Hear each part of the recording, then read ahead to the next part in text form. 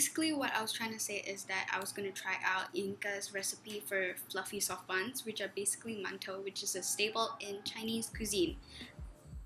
It didn't really look like Inga's, but let's go.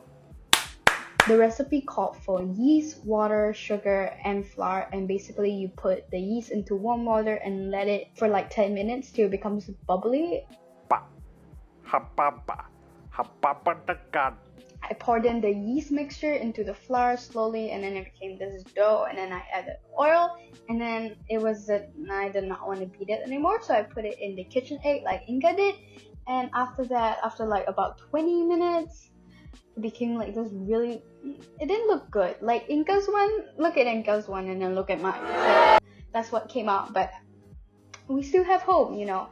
And then after that, just roll it out and then put water on it. That's what she did. And then like roll it again. And then fold it, roll it, fold it like 4 times, which is what I did. And then fold it and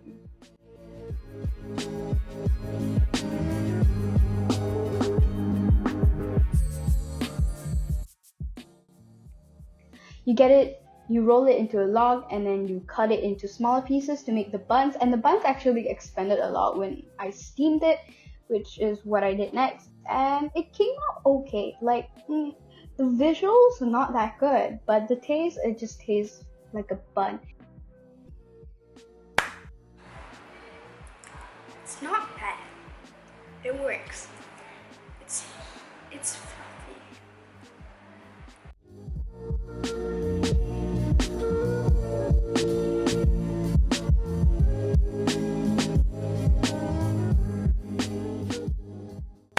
Inga's recipe is actually a really good recipe because the recipes that I used to use used to take like more than 2 hours to make because the dough had to rest for like 3 hours, but Inga's one was only like 20 minutes, 10 minutes, that kind of thing, so it's much easier to make. My texture was fine, like it's not very fluffy, cute as what Inga did, but like she's a professional chef and I'm not.